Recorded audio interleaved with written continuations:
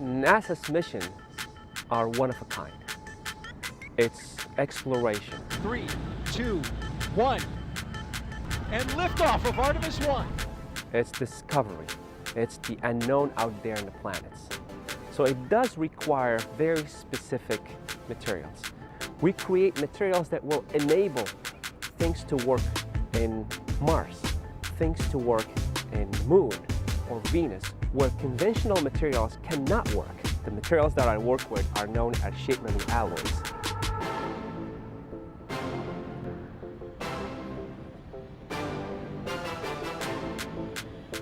My name is Othmane Benafan. My job is materials research engineer at NASA Glenn Research Center, and I create metals with a memory.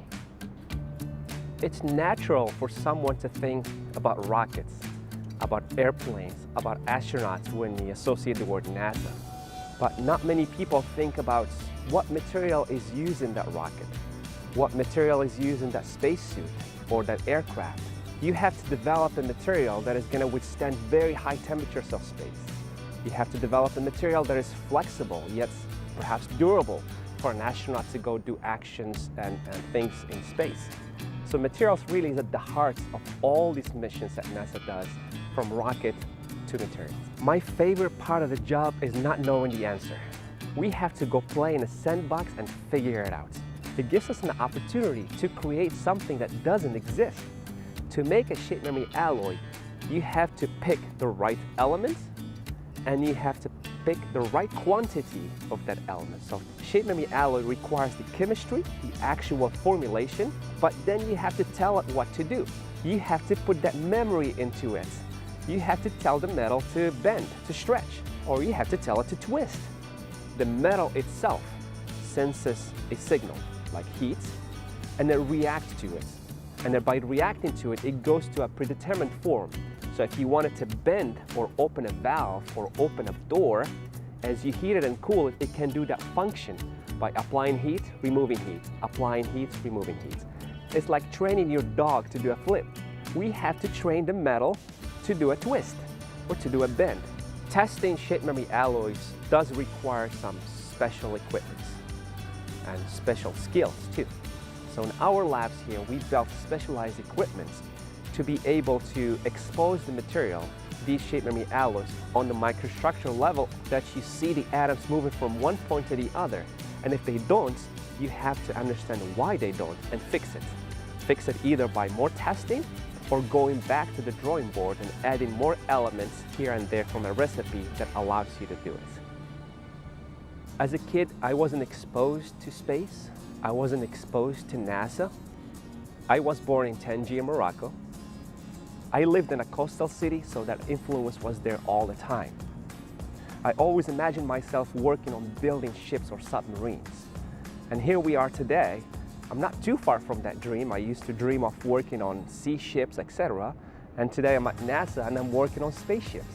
When I was 19 years old, I moved 4,000 miles to Orlando, Florida. Moving from Morocco to Florida with one goal, which is to go to school, continue education. But one little fact that I missed was that going to university cost a fortune. I had to work all day to pay the bills. So many places, they don't allow you to take night classes. At this community college, they work around people's lives. Someone like me that has to work the entire day and then go to school at night. So I was lucky to find a community college in the area. At that time was in Orlando, where I attended my classes. I would say about sophomore year, I was in the class and my professor showed a metal that he heated and went back to shape. First of all, metal changing shape when you heat it, that was like, what's going on here? I have to know more. From that time on, I learned more about shape memory alloys.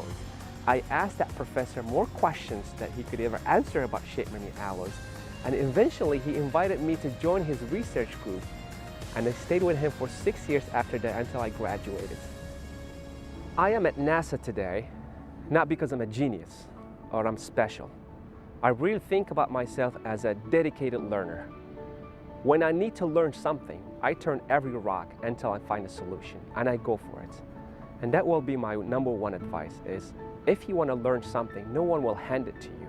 You have to go grab it. Someone like me, thousands of miles from Morocco, English as a third language, broke immigrants. None of it stopped me from pursuing my dream.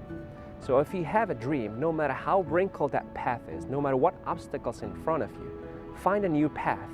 Change the way you look at it, but don't change your dream. The sky is not the limit. Just go for it.